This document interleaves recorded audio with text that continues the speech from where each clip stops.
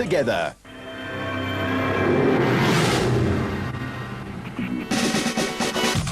This is Supersport's exclusive preview of the 2009 ABSA Off-Road Championship. Ahead in the season, 8 races and 6 championship titles up for grabs. The most prestigious of these is the SP Class title, which last year went right down to the wire. The last race of the season with 3 drivers in the running. I'm Arnold Getz, with me Greg Melville Smith. The 2009 season production car chase is set up as a grand old battle with the big 3. Ford, Nissan and Toyota once again pushing each other to the limit and beyond. Nissan are aiming for an astounding 9th national title consecutively, which makes it an even more impressive feat. In 2008, Duncan Foss piloted his Sassel Nissan Navara to the line first in the last race of the year, the RFS Michalis 400. And due to the fact that he'd won 4 races as compared to his stablemate Hannes Grobler's 3, Duncan effectively won the championship on a count-out on wins. It was really tight, 133 points apiece, and Foss got the nod due to 1 more race victory. And that made it 50 wins for Nissan and an 8th consecutive national crown for team manager Glenn Hall and his team. Only 4 points covered the top 3 drivers, a showdown of note. And don't for one second think that it's not going to be exactly the same type of epic battle this year. Smiles, despite it all, Duncan. In Class D, experience or lack of it will play its part. The reigning champs, Henry and Maurice Zamatin, sit out this year, but that sets it up well for father and son pairing Cliff and Louis Weichelt in the N1 4x4 Toyota, who were 3rd in the championship chase last year. Talking championship, it was a tough grind in 2008, and rest assured there's more to come this year. The Weichelts nabbed a win at Sun City and finished strongly at the Toyota Dealer 400 and the RFS Michalis 400 in the last races of the season to stack up the points. The runners-up in the 08 was the Racesonics team of Kutsia Labuskaghni and Johan Gerbe in their trusty Nissan hardbody. And this crew is loaded with guts and experience in that very order. They bagged 3 runner-up spots and compiled 73 points in pursuit of the championship. This is one face that will be there or thereabouts when they total up the points this year.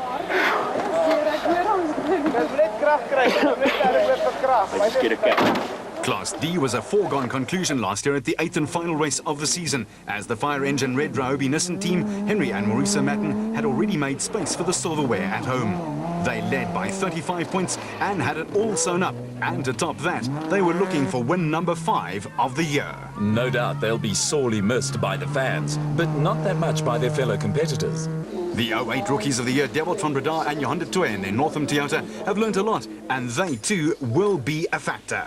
In Class E, there's bound to be a battle royale as Ford, Nissan and Toyota again compete in a category designated for 4-cylinder, naturally aspirated capacity engines up to 3,500 cubic centimeters. Ford had a fine campaign with the then defending champions Jack Peckham and Lucio Santoro last year, and they were good enough for 3rd in their solid diesel Ranger. The Ford team are a well-oiled machine, and their vehicles have a reputation for standing up to immense punishment. 2nd place went to Dewald van Breda and Johan de Tooy, who won twice, but 2 non-finishers hurt their championship aspirations. They did have a very consistent mid-season though, proving that they can be reliable. When the going gets tough, the Potch Plastic lads are good value for money, that much is sure. They're hoping to go one better in 2009. For Toyota, there was a lot to smile about. Jannie Visser and co-driver Yorks Leroux brought it home in 4th place in the last race of the season in 08 to secure a great Class E championship win. And the defending champions are back on the warpath again to try and successfully defend their hard-won spoils. Delmas couple Roman and Maret Poseidno dropped down from Class D in their Toyota to line up here in Class E and could bring a frown to Visser's brow. Now to the special vehicle season battle in 3 different classes. In this category, all the cars referred to as space frame vehicles, the competition is just as exacting and fast. In Class A, there are several title contenders who are ready, willing and able to topple the reigning champions. Last year's 3rd place, Terence Marsh, has moved to the comfort of an enclosed cab and an SP class car drive.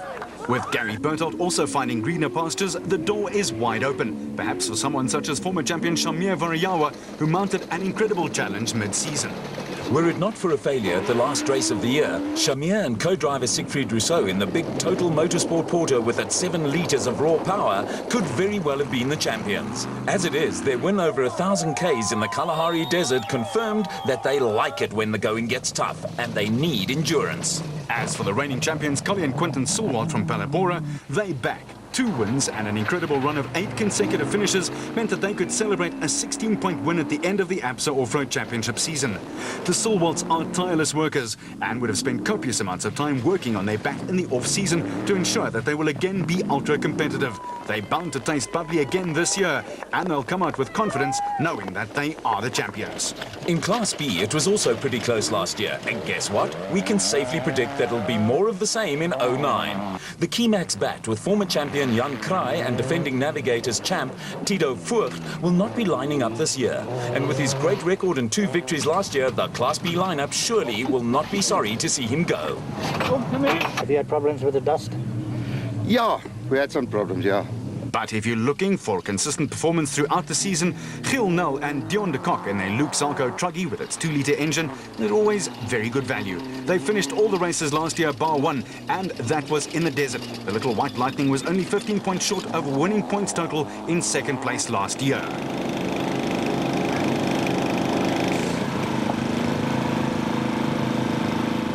Reigning champion Lodebrain has gone looking for production car glory.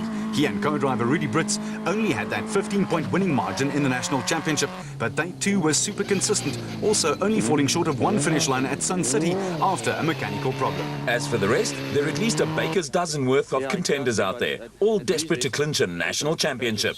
So the Class B drivers and navigators have all the opportunity to turn this 2009 season into a ding-dong battle. In Class B, the 2008 season produced several first-time race winners, teams such as Roacon's David and Gary White, who unfortunately had a run of 3 races at the beginning of the season in which they could not get their charge to the line in one piece, but they followed that up with 4 finishes in a row to take 3rd in the championship. Then there was Don Thompson, the hope of KwaZulu-Natal, who also got to the top step of the podium last year. He and Don Blakey formed a formidable combination, but will be looking for more consistency in 09 to give them another shot at the national title after finishing 2nd last year. But they'll have to wrest the title away from a very determined outfit. And all that depends on the defending champions, the brothers Johan and Etienne Besaidenout in the Adenko bat.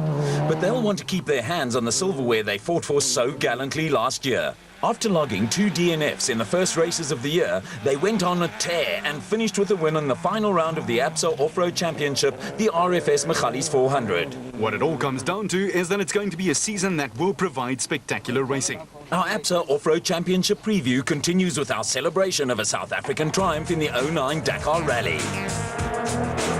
The 35-year-old Janelle de Villiers is a former South African national touring car champion and was in the year 2000 ranked as the world's most successful touring car driver.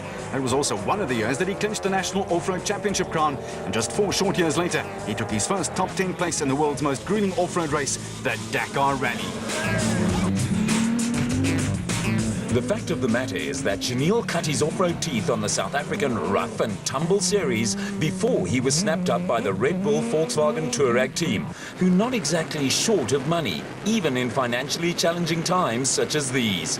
They saw the potential of this product of Robertson in the Cape, and within 3 years, he was on the top step of the podium in 2009.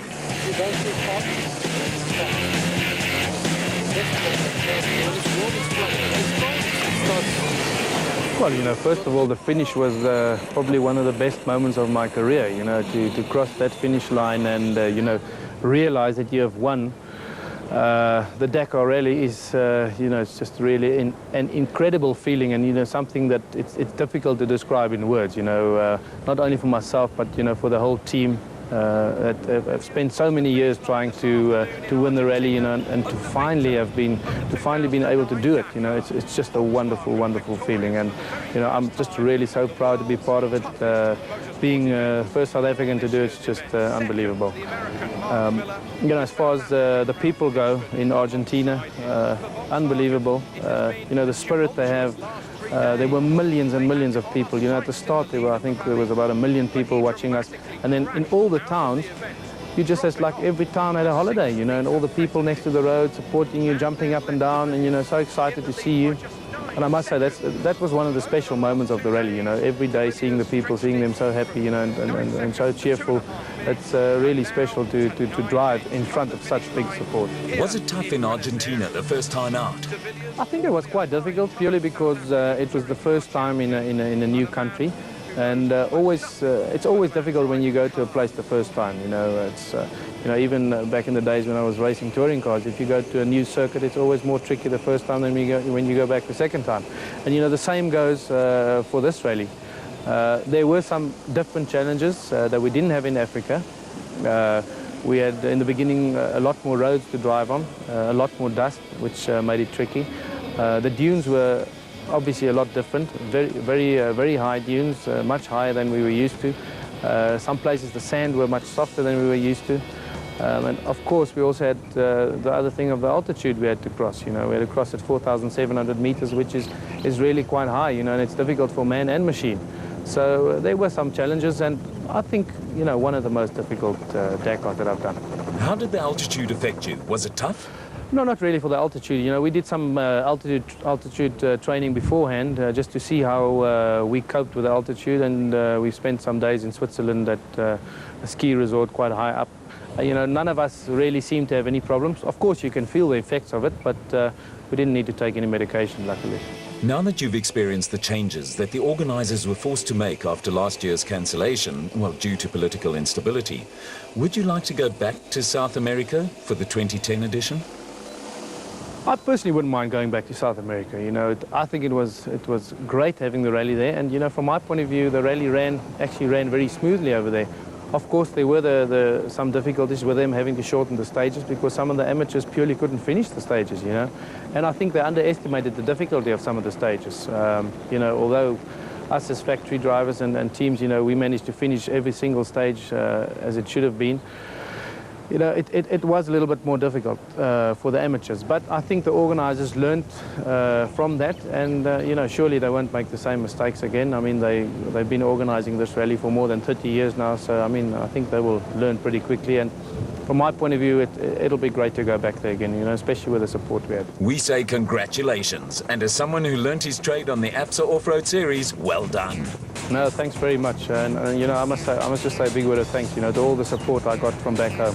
I think I got more than 500 SMSs. You know, it was impossible to reply to all of them, but you know, it's so great. And you know, to be the first South African, like I said, to win the rally, it's really a proud moment, and I'm so happy that I can do it for South Africa and for motorsport in South Africa specifically.